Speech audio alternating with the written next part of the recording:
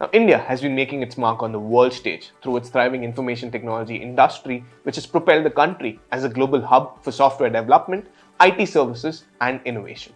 Additionally, India's contribution to the space exploration missions with the achievements such as the Mars Orbiter mission and the successful landing of the Chandrayaan on the moon's surface have garnered international recognition and positioned the nation as a significant player in the space sector. Furthermore, India's cultural influence from Bollywood to yoga continues to captivate audiences worldwide, leaving an indelible mark on the global entertainment and wellness trends. Now, when all of this is happening already in front of our eyes, the financial sector is bound to follow suit, and the world of investments is bound to look at India as an attractive destination for sustained growth. Now, that is exactly what happened last week. Two very significant events have played out. First is Nomura's decision to upgrade India from a neutral to an overweight stance in its investment recommendations. And second is jpmorgan's decision to include India in its government bond index for emerging markets. Now, what has led to these decisions and how will it benefit us? Let's find out. You're watching Informed Investor, the Third Empire, an initiative by Research and Ranking. Let's begin.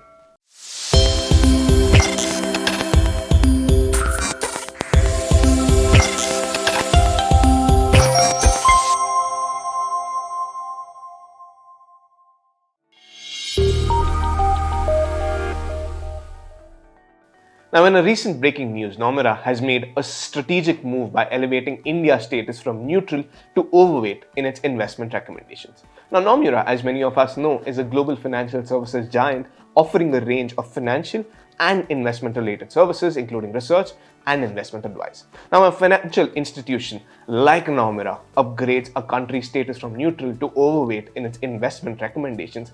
It signifies a remarkable shift in Nomura's stance towards India's investment potential. Previously, when Nomura maintained a neutral outlook for India, it implied a view of India as a rather balanced investment destination. Investors were probably advised to trade cautiously, not overly commit to any of the Indian assets at that point in time. However, with the upgrade to an overweight rating for India, Nomura is sending a clear signal that it now sees India as a more enticing investment opportunity. They are advising investors to contemplate increasing their allocation to the Indian assets within their investment portfolios. Now, in their Asia portfolio, which excluded Japan, Nomura has recommended a weight of 18.2%, which is 100 basis points or a 1% rise than India's weightage in the benchmark MSCI Asia ex-Japan index. Now, what led to Nomura changing its stance towards India? Well, Nomura has made this upgrade based on several key factors. First and foremost, Nomura holds a positive outlook on India's future prospects, primarily attributed to its pivotal role in benefiting from the China Plus One strategy. This strategic approach involves companies diversifying their supply chains to reduce their dependence on China, and India is poised to reap the rewards of this diversification trend. Now, it is becoming an attractive destination for investments and businesses seeking to establish alternate manufacturing hubs. Second, the upgrade is bolstered by India's robust macroeconomic indicators. The nation's economic fundamentals, including its impressive GDP growth, effective inflation control measures, and substantial forex reserves, have created a favorable environment for investment. Third is India's potential for substantial earnings growth, which is another significant factor driving their positive assessment. The country presents alluring opportunities for investors seeking capital appreciation through potentially high earnings growth. Fourth, Nomura underscores the inflow of domestic investments into Indian markets as a clear indication of strong investor confidence in India's economic outlook and the performance of its stock market. Moreover, Nomura identifies structural trends such as the increasing adoption of EVs as catalysts for India's upgrade. This shift towards EVs opens doors for companies engaged in EV marketing, components,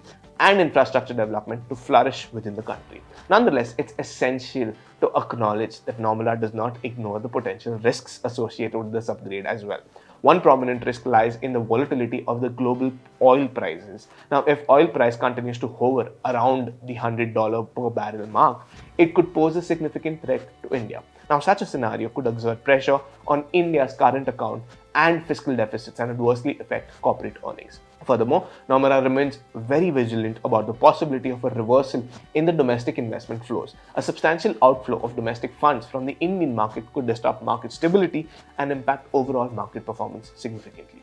In summary, Nomura's decision to upgrade India to an overweight position in its portfolio is based on India's attractiveness as a beneficiary of global supply chain shifts, its strong macroeconomic fundamentals, high earnings growth potential, and positive domestic investment trends. However, the brokerage also acknowledges the risks associated with this upgrade, including the impact of global oil prices and potential reversals in the domestic investment flows.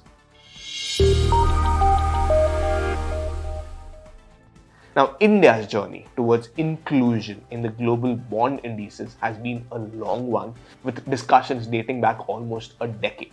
But it's very exciting to see this finally become a reality. Just last week, jpmorgan, the largest bank in the United States, made a significant announcement. They confirmed that India's local bonds would be added to their government bond index for emerging markets. Now, this is a major development in the world of Indian finance and investments. Now, launched in the month of June 2005 as the first comprehensive global local emerging markets index, Government Bond Index Emerging Markets tracks local currency bonds issued by emerging market governments. It has $213 billion worth of assets under management. jpmorgan revealed that India has been under their watchful eye in a positive sense since 2021 for potential inclusion. Now, this interest sparked following India's introduction of the fully accessible Route program in 2020 and substantial market reforms aimed at facilitating foreign portfolio investment. Now, the process of including Indian bonds in this index is set to commence on 28th of June 2024, and it will unfold over a period of 10 months. During this time, there will be a gradual 1% increment in its index weighting.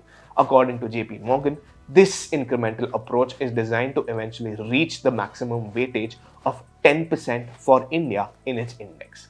JP Morgan also provided some key details, mentioning that a total of 23 Indian government bonds with a combined notional value of $330 are eligible for this inclusion. Now, what's noteworthy is that all these bonds fall under the category of fully accessible for non-resident investors, making it more attractive for international investors to consider Indian bonds as part of their portfolio diversification. Now, this move signifies a significant opening of the doors for global investors to participate in India's bond market, and it's a testament to India's growing presence in the global financial landscape. Now, let's talk about the benefits of this in detail. First is the impact on the Indian bond market. Now, being a part of the global bond index can attract foreign investors who use index tracking funds and passive investment strategies. Now, these investors typically follow the composition of the index closely, meaning that when a country's bonds are included, they automatically become part of many investment portfolios, attracting capital inflows. The inclusion in global indices will result in foreign funds purchasing Indian government securities, or G-SECs as they are well known, in large quantities. Now, this inclusion is expected to pave the way for billions of dollars in inflows, deepening India's bond market. It may also open the door for India to be included in other major indices such as the Bloomberg and FTSE index, further increasing capital inflows. Next is the access to global capital. Inclusion in JP Morgan's global bond index can increase India's access to international capital markets. Now, when a country's bonds are included in widely tracked indices, it becomes more attractive to foreign investors who seek to diversify their portfolios and benchmark their investments against the index. Now, this can lead to increased demand for a country's bonds, allowing it to raise capital more easily and also at a lower rate of interest. Next is the effect on the rupee. Now, inclusion in the global bond indices has the potential to attract foreign investors using index tracking funds and passive investment strategies. As foreign capital flows into the domestic market to buy bonds, it will need to be converted into rupees, bolstering the currency's value and stabilizing it. Now, the influx of the foreign capital should theoretically lead to a stronger Indian rupee. However, factors like the strength of the US dollar and the rising crude oil prices may act as short-term headwinds. The last is the equities can stand to gain. Now, a stable currency coupled with lower borrowing costs will enhance the fundamentals of Indian corporations. This improved environment will boost sentiment among foreign institutional investors, ultimately benefiting asset classes such as equities. Now, in conclusion, the fact that India wasn't part of any major global bond index was a bit of a thorn in our side. But JP Morgan breaking the ice here is being celebrated with open arms. It's been quite a journey dealing with things like capital controls, accessibility of Indian GSECs, and taxation related issues to make this inclusion happen. And the word on the street is that other big global investment firms are keeping an eye on this and might follow suit soon. Now, it's a significant step forward for India in the global financial landscape.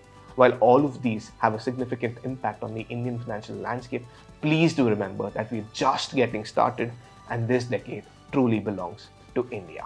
With that, this is Raj Mehta signing off, wishing you and your loved ones the very best. Thank you. Did you like watching this video? Then download our app Informed Investor to watch more such informative and interesting videos.